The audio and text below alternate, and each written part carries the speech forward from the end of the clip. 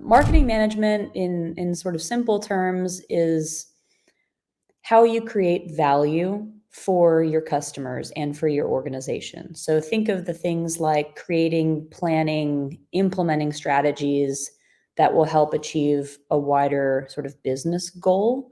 So whether or not that's revenue or profitability, reputation management, or just improving customer interactions, all of that is encompassed within the idea of marketing management. The most pervasive trends that I believe businesses need to be aware of and marketers need to be aware of course, is the emergence and sophistication of AI tools. And again, that's generative AI.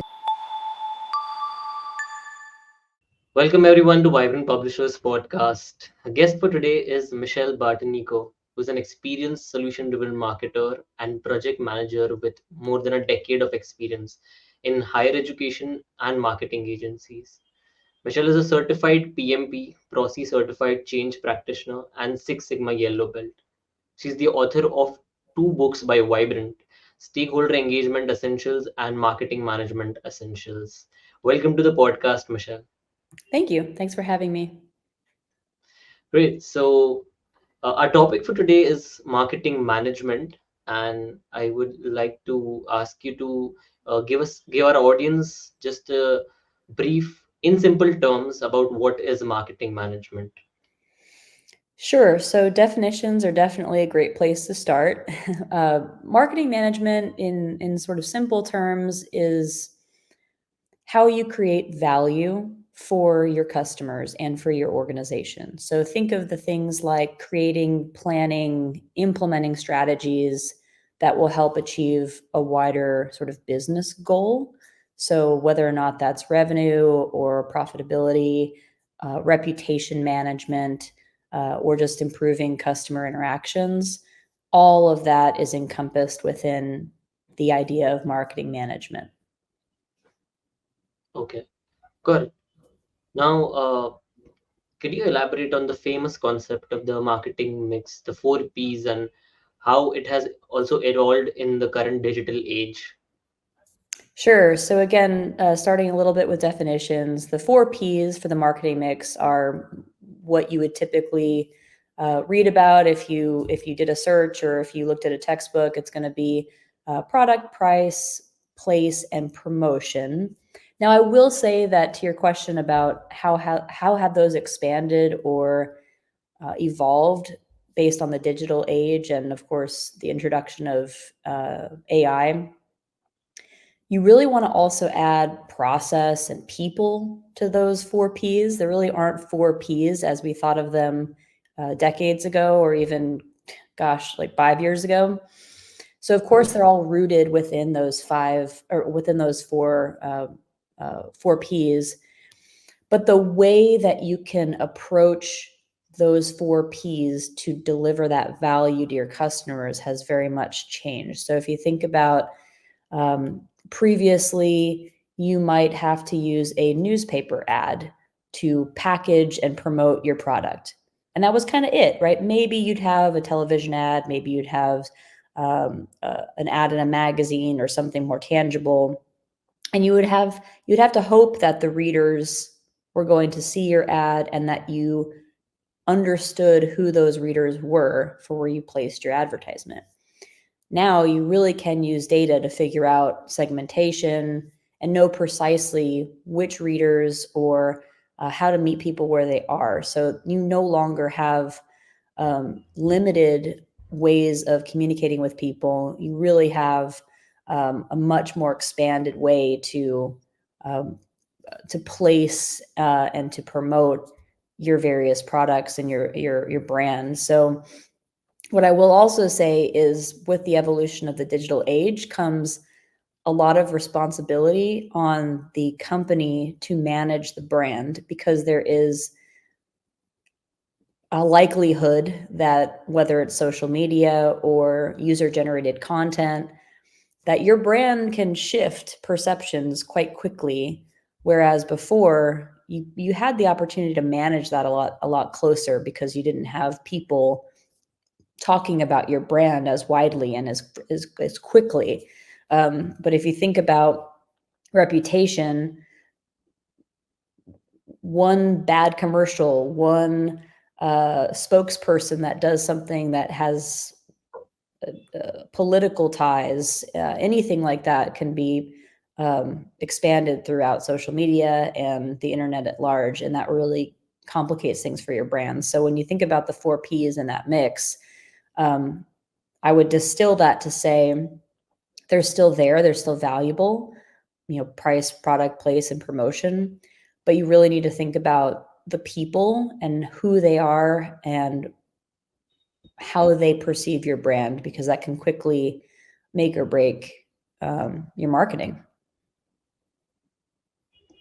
Correct.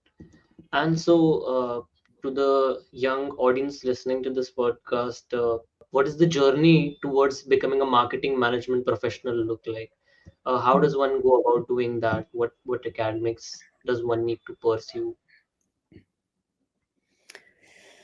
So if I think about the skills that someone would need to become a marketing manager, I think about the trends that they'll have to understand, one of which is machine learning. They'll have to understand how to efficiently find and communicate with their audiences. So they'll have to understand that process. So what we would say digital marketing. So you'll have to have an understanding of digital marketing.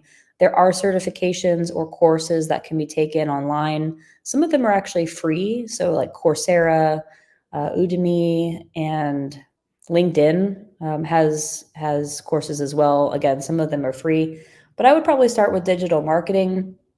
And the other thing would be gaining skills in data analysis, understanding how segmentation works, and how you can then leverage tools that are available to you through AI to, again, promote that message and to test that message. So now what you can do is very quickly have multiple messages going out to the same populations, and then you'll be able to test which ones perform better. And then either you physically can kind of modify that message and change the spend, or the tool can do it for you. And that's really where we're moving to anyway. So that's why I say you've got to understand digital marketing as a concept, and you've got to understand how the tools and the AI can help to facilitate your communication and your marketing. The other thing Right. I would say is just general communication skills and experience. So to be a really effective marketing manager, I think it's helpful to know how to do all aspects of marketing. So even if you're not placing media, if you're not placing television or radio spots anymore, it's still helpful to be aware of how that was done or how that can be done. Because if you are a global marketer, if you're marketing to different countries, you don't want to assume that the way you would communicate in the United States is the same that you might communicate in India or different areas of India or different areas of the United States. So it is helpful to understand and be aware of that full toolbox.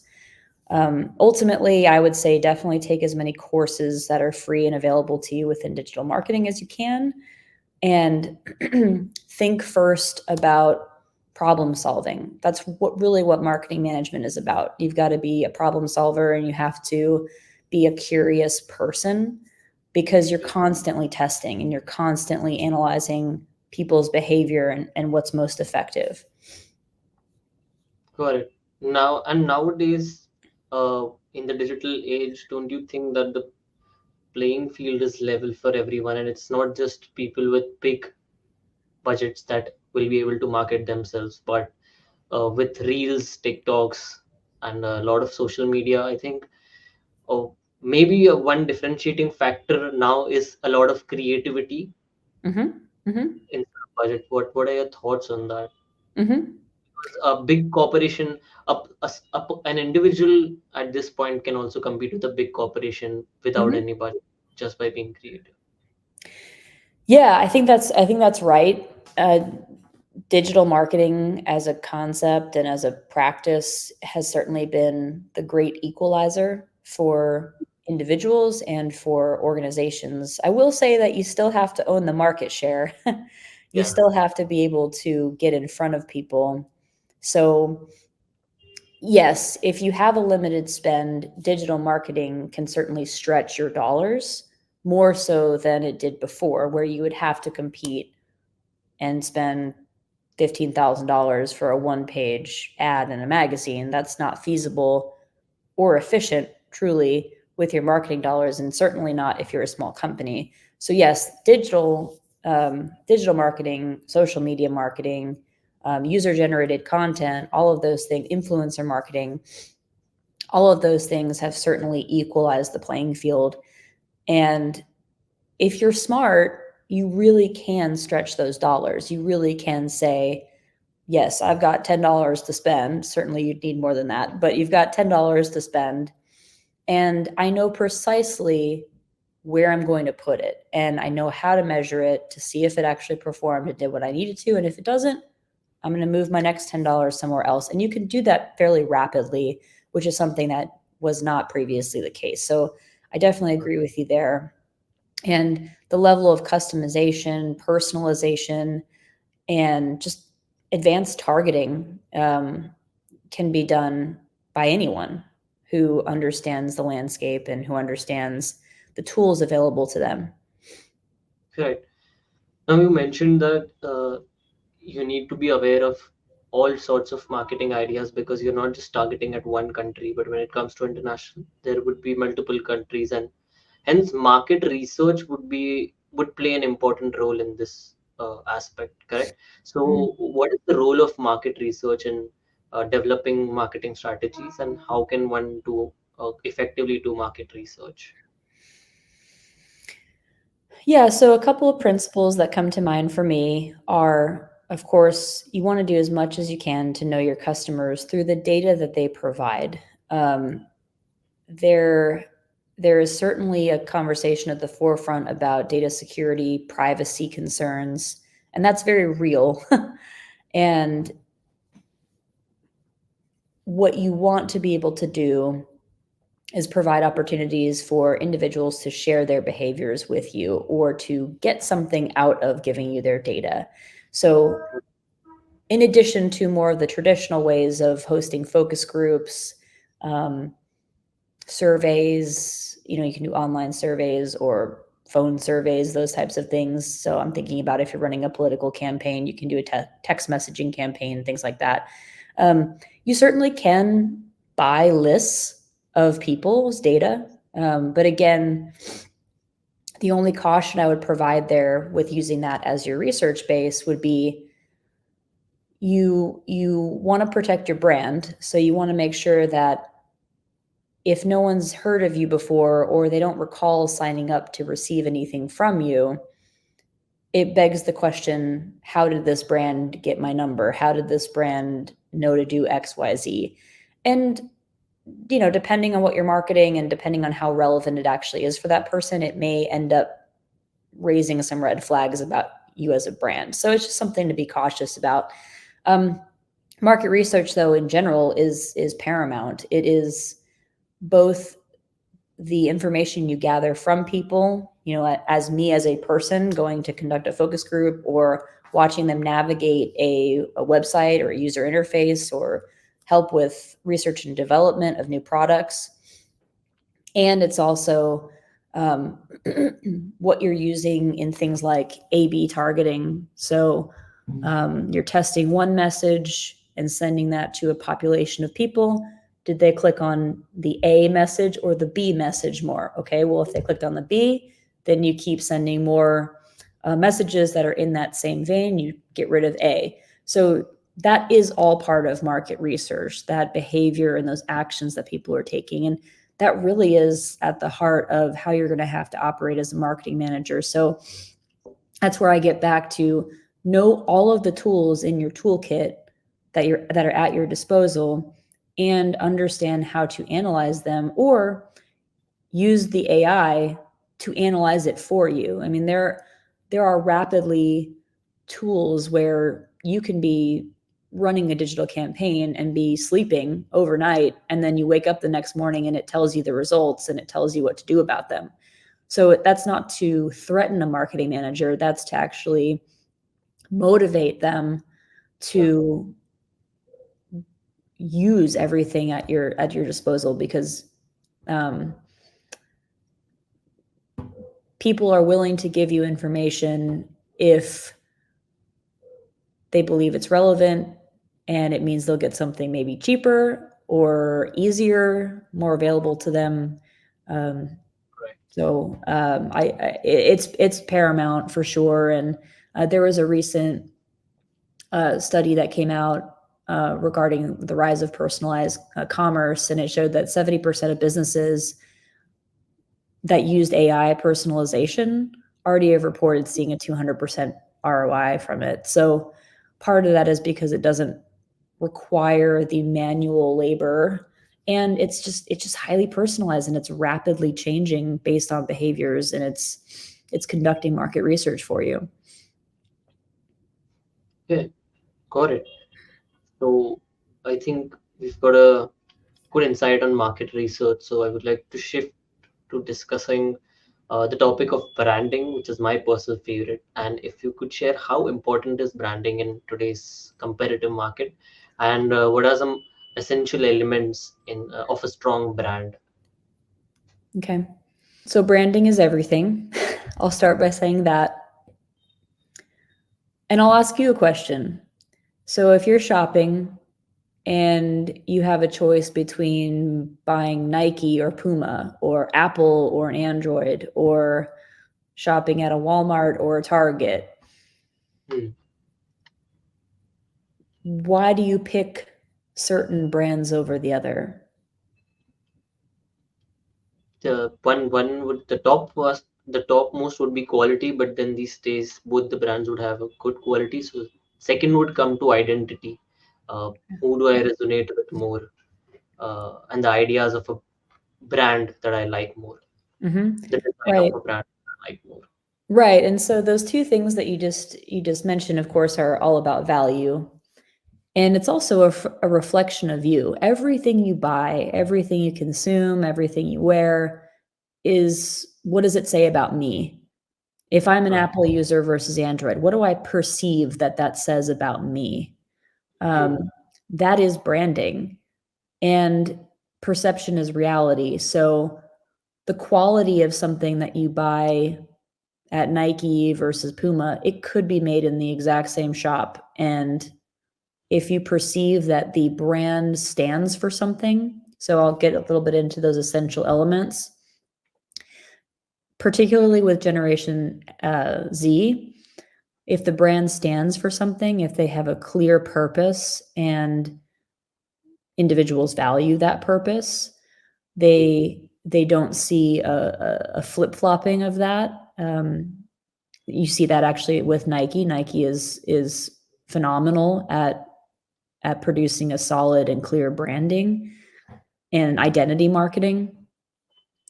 Those are essential elements of a strong brand. You've got to know what that brand stands for, because every time you have a consumer, when they purchase it, it is a reflection of them. What does this say about me to wear Nike?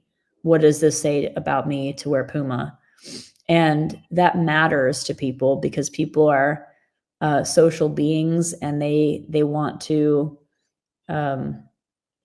stand for something. So particularly with this generation, and I guess I'm classified as a younger millennial. I don't know, but you've got to have clarity and precision and social responsibility in some capacity to be a strong brand right now. And it's so competitive that it does have a combination of staying top of mind, cutting through the clutter, making sure people know what you stand for, but also you've got to have a clear casting of you got to cast a vision for the future for your brand.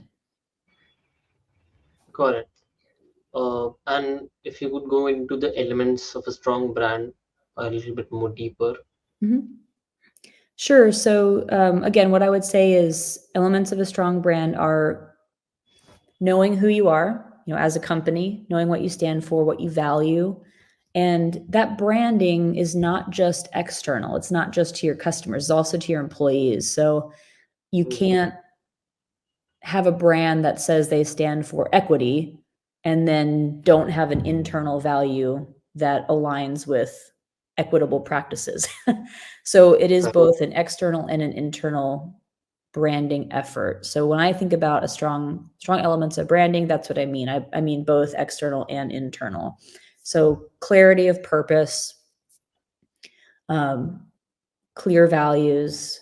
And again, I do think that it's important with these most recent generations to have an element of social responsibility and sort of uh, public impact in order to have a strong brand and build loyal followers, build loyal customers. And what we do know is that it costs much more to gain a new customer than it does to retain one or to um, Right. have a loyalty customer. So by having a strong brand, you're actually also saving yourself money and you're teeing yourself up for a sustainable future anyway. Correct. Great. Now, going back to the topic of digital marketing, Mhm. I want to discuss how digital marketing has transformed the way that businesses connect with consumers these days. Yeah, so I mentioned a little bit previously that there was a recent study that 70% of businesses that used AI personalization have already reported a 200% ROI Mm, from it. So that right there is incentive for businesses to connect with customers in a digital marketing um, through digital marketing tactics. right. The way that it has transformed how businesses connect with others is it's just so rapid. It's rapid, it's real time. It is it enables customization Mm, and it allows a company to meet people where they are, whether or not that's mobile or text message or bus stop digital boards. Like it really it allows people to personalize companies to personalize the message. And again, if it's not working, rapidly change it, rapidly turn it around. And it has transformed the landscape in a way that makes sense for businesses because it does provide an effective and efficient way of producing marketing efforts. You don't have to, like I said, you don't have to spend $15,000 to place a single ad in a magazine and just hope that people read it based on the analytics that are given to you from the okay. company that you purchased the ad from. So digital marketing has really opened up that aperture for businesses to meet customers where they are um, and get really creative using augmented reality or um, producing creative that is behaviorally targeted. So if someone is searching for, if they're searching on a particular website for golf clubs, and Mm, then a week later they're searching on something completely different, they're still probably, if you're targeting it correctly, they're going to be served up with certain messages still related to purchasing of golf clubs or sports or something related to that topic. And that advancement in segmentation and targeting has been transformative. okay, got it. So, do you think offline marketing is still relevant? Uh, I mean, what if we had to compare both? Of course, right now digital marketing is winning, but does a company need to stop its offline marketing efforts, or what are your thoughts on that? If digital is so strong, Sure. I absolutely am an advocate. I am an advocate for offline marketing as well. I think the marketing mix is incredibly important. And like I said, it's about meeting people where they are and meeting people according to their behaviors. It's much harder to change someone's behavior than it is to just meet them where they are. And again, especially with the nuances and differences between countries or different states, you really have to lean on that market research. Go to that place, observe people, do ethnographic research, see if people pick up magazines on the desks everywhere, see if people, if you're in Times Square in New York City, digital television ads are right in your face all the time. So would I go against putting something on a digital screen and spending $1 million to do it? No, but is that cost efficient at that point? No, I'd probably tell somebody, go hire somebody on the street corner and have them pass out offline marketing flyers. Like, that's more efficient than spending $1 million on a screen that is among 100 screens. So it really just depends on, again, going back to the 4 Ps, the place, the context in which you're producing that marketing really matters. And there was an example where we were working on some sort of internal marketing campaign, and a good portion of our company, English was their second language, and not only that, they were always on the go. That segment of the organization wasn't sitting at their desk, like they weren't at a laptop. So the idea that they would be checking email and looking for email marketing ads was just ridiculous. So for them, everything had to be considered mobile. Everything had to be text message marketing, or it had to also be, if it was an email marketing, it had to be formatted in a way that was really easy to read for mobile. So you have to consider, again, who is going to consume your message and how are they currently behaving. And we wouldn't have known that if we didn't go talk to these people and just have an aha moment that, of course, they're not sitting at their desk. They're doing construction, like they're out in the field. So if there was any chance of putting messages in front of them that were relevant, we needed to do it through text messaging. We couldn't do it through just a blanket marketing campaign and assume that they're going to all read their emails all day. Right. But so these days the differentiator has become offline marketing since everyone's digital. What do you think? Yeah, I mean, I guess that's sort of the a way of thinking about it, that you first go to digital and then you look at offline to see if that meets your needs. But again, I hesitate there because I think about small towns. I think about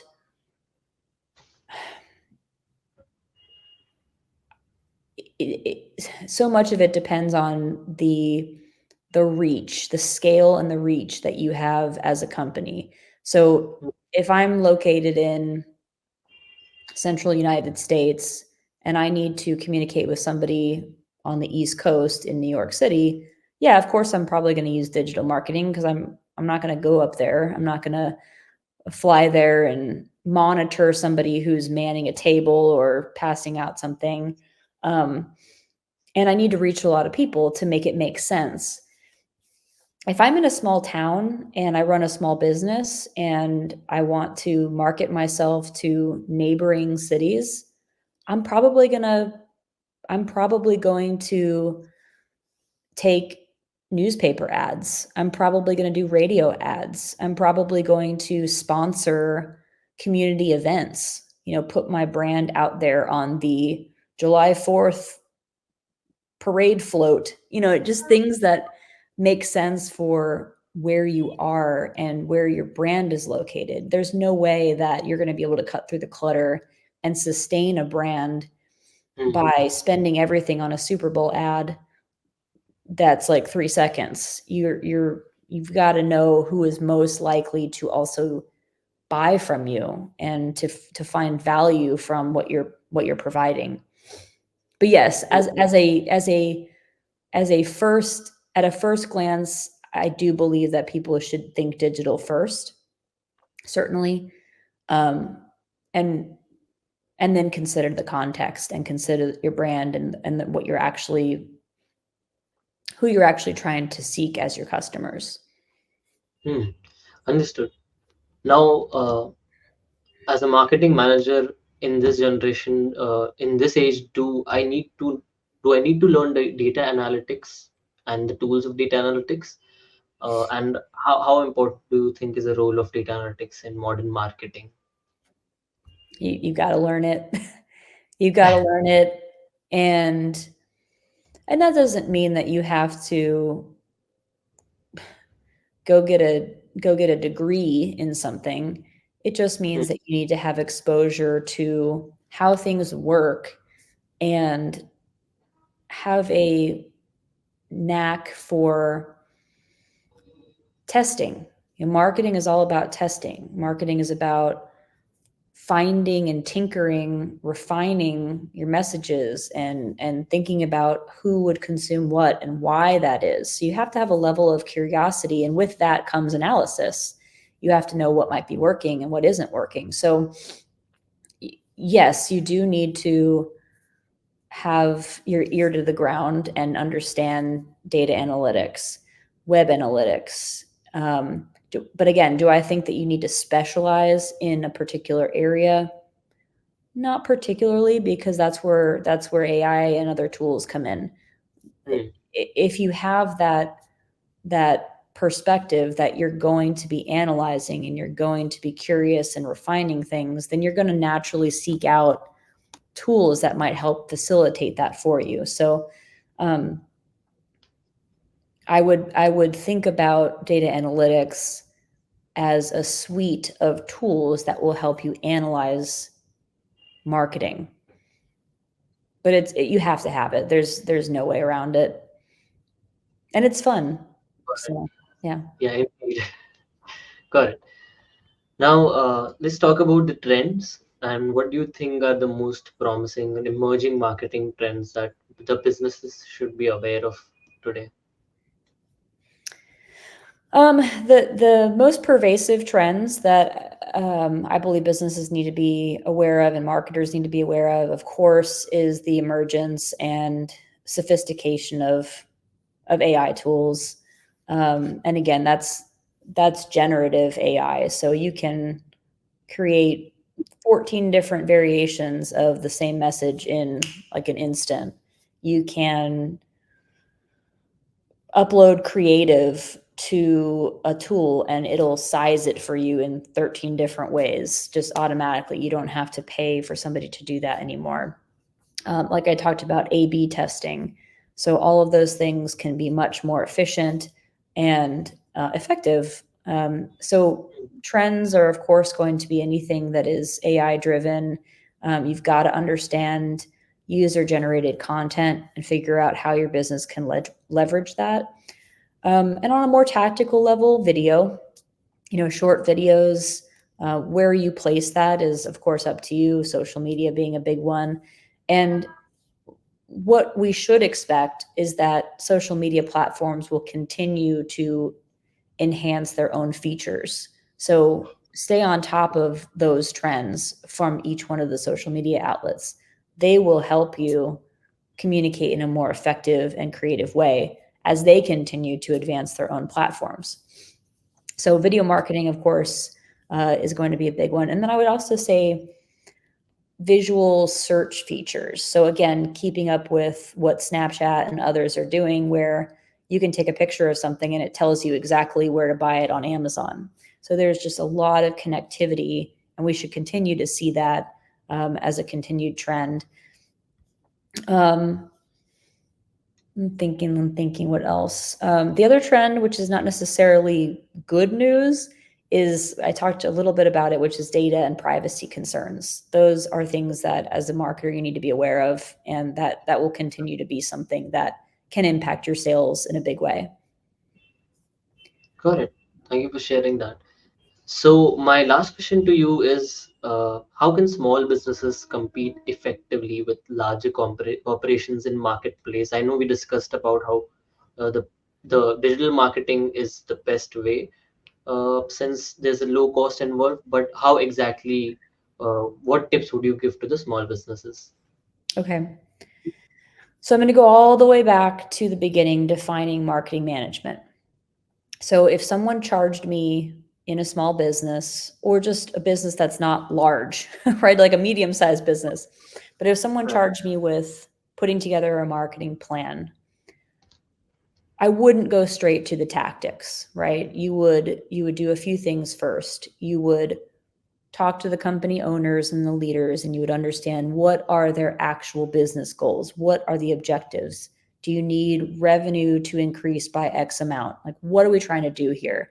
And by when? The by when is a really big factor. If that's a year or 2 year out goal, or we want to just incrementally make some changes, that's a big difference from we need to change this quarter. We need to change this right now. So I would start there, get that kind of overview of a plan, then look at the behaviors of your customers or your potential customers. What does that pipeline look like? Are there enough customers who might have a demand for what you're selling? That's a really that can be a big wake up call for companies, to be honest. Is there actually a pipeline of new customers that want what I'm selling?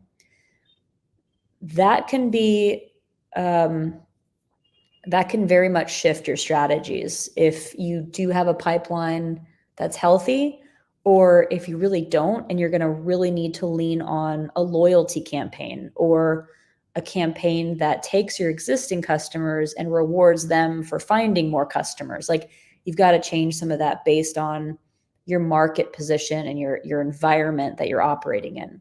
So that's the second thing that I would do. The third thing would be, um, depending on your organization, they'll either let you have a bottom up budget, meaning that you create it from scratch and you tell them how much you think you need to spend to do X, or they're going to tell you up front, here's what I want to do, here's how much you have to work with. So that would be a top down budgeting approach.